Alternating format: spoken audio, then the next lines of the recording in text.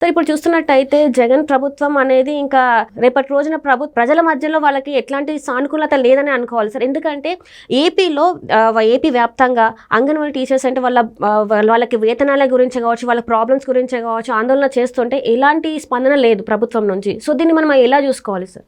So ఒకటి ఏంటంటే అధికారంలో రావడానికి రకరకాల హామీలు ఇస్తూ ఉంటారు. సో ఆ ఇచ్చినటువంటి హామీల్లో జగన్మోహన్ రెడ్డి 2019 ఎన్నికల ముందు అనేక రకాల హామీలు ఇవ్వడం జరిగింది.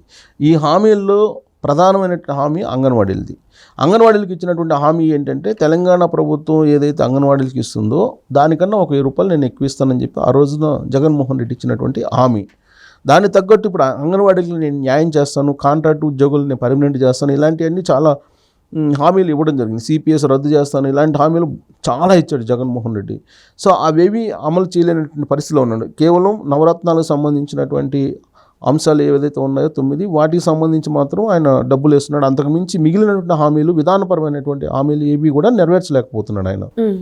సో ఇప్పుడు అంగన్వాడీలది ఒక పెద్ద సమస్య, ఆయన ప్రభుత్వానికి ఒక ఛాలెంజ్, పైగా ఎన్నికల టైం ఇది. సో ఇప్పుడు అంగన్వాడీ కేంద్రాలు ఆంధ్రప్రదేశ్ వ్యాప్తంగా సుమారుగా 56,000 అంగన్వాడీ కేంద్రాలు ఉన్నాయి.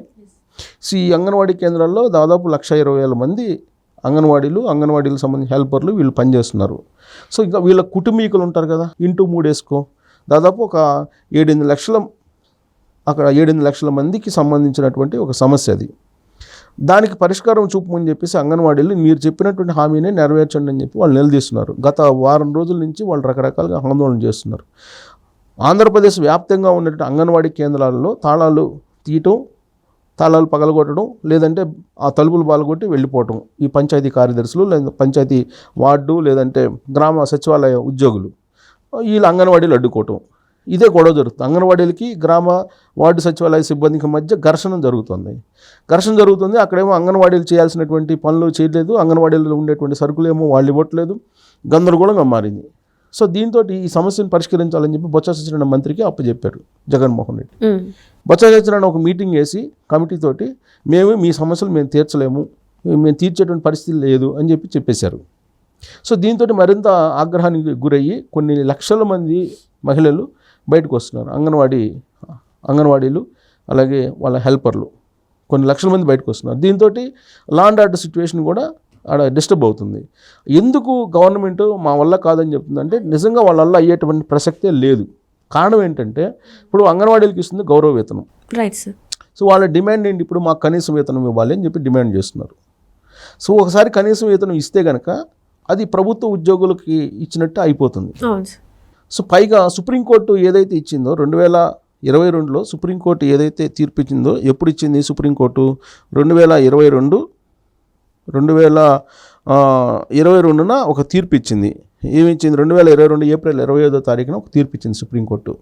ఏమిచ్చింది, అంగన్వాడీలు అనేవాళ్ళు షాప్స్ అండ్ ఎస్టాబ్లిష్మెంట్ యాక్ట్ కిందకు వస్తారు కాబట్టి ఆ యాక్ట్ కింద మీరు కనీస వేతనం ఇవ్వాలని చెప్పేసి గుజరాత్ కోర్టుకి అంగన్వాడీలకు మధ్య సుప్రీంకోర్టులో జరిగినటువంటి వాద ప్రతివాదనల క్రమంలో ఒక తీర్పు చెప్పింది 2022 ఏప్రిల్ 25వ తారీఖున.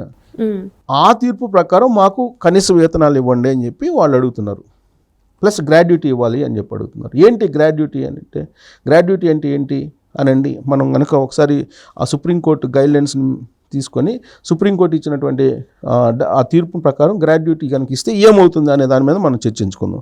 సపోజ్ గ్రాడ్యుటీ అంటే ఏంటి, గ్రాడ్యుటీ అంటే మొత్తం సర్వీస్ చేసిన తర్వాత మొత్తం ఒక అంగన్వాడీ ఉన్నారు, ఆమె మొత్తం సర్వీస్ చేస్తుంది. ఈ సర్వీస్ చేసిన తర్వాత ఆమెకు గ్రాడ్యుటీ ఎలా ఇవ్వాలి అని అంటే ఏడాదికి 15 రోజుల జీతాన్ని గ్రాడ్యుటీ కింద ఇవ్వాలి. సపోజ్ ఒక అంగన్వాడీ 25 సంవత్సరాలు చేశారు అనుకోండి, ఈ 25 సంవత్సరాలకి లెక్కేస్తే ఆమెకి ఇచ్చినటువంటి 25 పని చేసిన వర్కర్ కానీ హెల్పర్ కానీ, అంగన్వాడీ వర్కర్ కానీ హెల్పర్ కానీ రిటైర్ అయ్యారు అనుకున్నాం, 25 సంవత్సరాల తర్వాత రిటైర్ అయ్యారు అనుకున్నాం, అప్పుడు రోజుకి 400 రూపాయలు కనీస వేతనం ఇవ్వాల్సి వస్తుంది ఆమెకి. అంటే వేతనాలు 400 రూపాయలు ఇవ్వాల్సి వస్తుంది ఆమెకి. అంటే ఏడాదికి 15 రోజులు లెక్కేసుకుంటే ఎంత అవుతుంది, అప్పటికి 25 ఏళ్ళ సరికి ఏటా 15 రోజుల జీతం కనుక గ్రాడ్యుటీ కింద చెల్లిస్తే 15 రోజుల వేతనం కాస్త ఏటా 15 రోజుల వేతనం 6,000 అవుతుంది. అంటే గ్రాడ్యుటీ చెల్లించాల్సి వస్తుంది. అదే 25 ఏళ్ళకి కనుక అది ఎంత అవుతుంది, 1,50,000 అవుతుంది.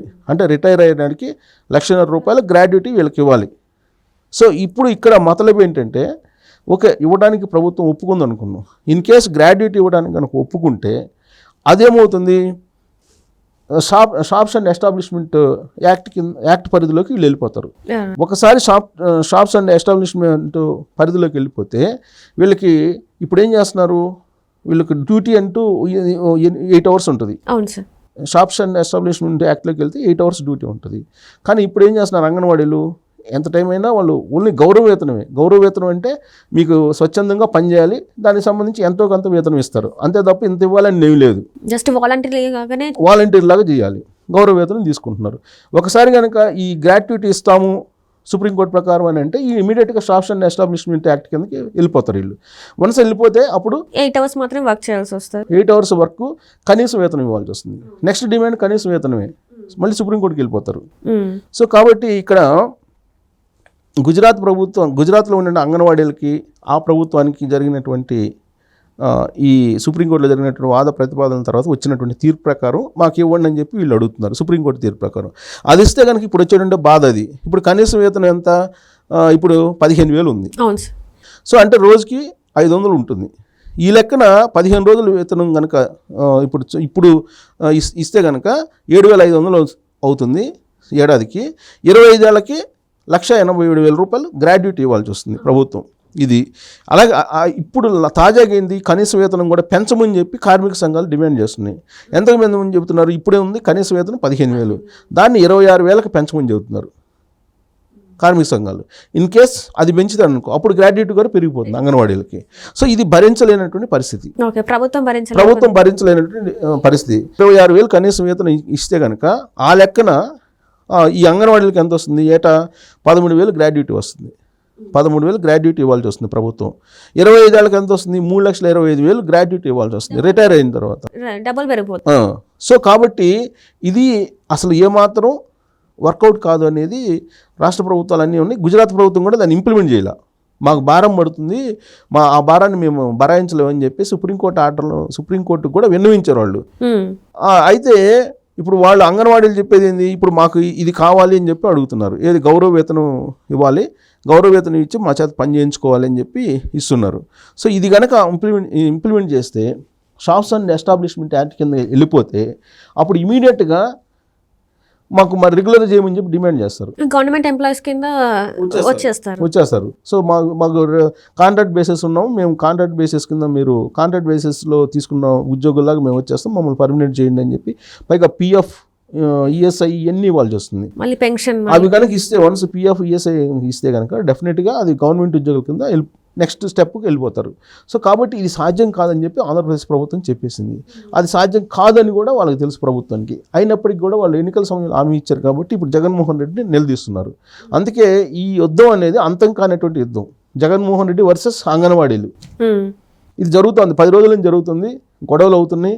ఇది ఏ స్థాయికి వెళ్తుందో తెలియదు. ఈ నేపథ్యంలో పోలీసులని ప్రయోగించి గతంలో ఏ విధంగా అయితే టీచర్స్, ప్రభుత్వ ఉద్యోగుల సమ్మెను, వాళ్ళ ఆందోళన అణిచివేశారో అదే తరహాలో ఈ అంగన్వాడీకి సంబంధించినటువంటి లీడర్స్ ఎవరైతే ఉన్నారో వాళ్ళ మీద కేసులు బరాయించి కులాలు మతాలు ప్రాతిపదికన చీల్చివేసి వాళ్ళలో డిస్ప్యూట్ తీసుకొచ్చి ఈ ఆందోళనని క్లోజ్ చేయాలనేటువంటి ఒక ప్రయత్నం ఆంధ్రప్రదేశ్ ప్రభుత్వం చేస్తున్నట్టు ఒక అంగన్వాడీలో జరుగుతున్నటువంటి చర్చ. ఇప్పటికే అంగన్వాడీలో డీవియేషన్ వచ్చేసింది. అంగన్వాడీలు అందరూ ఒక్కసారిగా ఆందోళన దిగారు, కానీ ఇప్పుడు డీవియేషన్ వచ్చేసింది. కారణం ఏంటంటే ప్రభుత్వం ఇది ఇంప్లిమెంట్ చేయదు. సిపిఎస్ రద్దు సాధ్యం కాదని చెప్పి ఏ విధంగా చెప్పారు, దాని ప్లేస్లో జీపీఎస్ తీసుకొచ్చారు. ఆ తర్వాత వాళ్ళ మీద కేసులు పెట్టారు, ఉద్యమాలు లేకుండా చేశారు. ఇప్పుడు కూడా ఇది సాధ్యపడదు, ఇది సాధ్యపడే అంశమే కాదు. జగన్మోహన్ రెడ్డి చెప్పింది ఎన్నికల సమయంలో సాధ్యపడదు, సాధ్యపడే ప్రశ్నే లేదు. అది గవర్నమెంట్కి తెలుసు. ఇప్పుడు ఉన్నటువంటి ఆప్షన్ ఏంటి, గవర్నమెంట్ ముందు వీళ్ళల్లో చీల్చి కేసులు పెట్టి ఎవరైతే వాయిస్ ఉన్నారో వాళ్ళని తమ వైపు లాక్కొని వాళ్ళకేదో రకరకాల తాయిలాలు ప్రయోగించి ఈ ఆందోళనని, ఈ సమ్మెని, ఈ ధర్నాలని క్లోజ్ చేయాలనేటువంటి ప్రయత్నం జగన్మోహన్ రెడ్డి ప్రభుత్వం చేస్తుంది అనేది మనం విశ్లేషణ చేసుకోవాలి. Right, thank you sir. So ఇది వాటి చర్చ. జగన్మోహన్ రెడ్డి ప్రభుత్వం అయితే మన అంగన్వాడీ వాళ్ళకి ఇచ్చిన హామీలు నెరవేర్చుకోలేకపోతుందని వాళ్ళు చేతులెత్తేసిన పరిస్థితి. ముందు దీని పరిణామాలు ఎలా ఉంటాయో మరి వేచి చూడాలి. Thank you.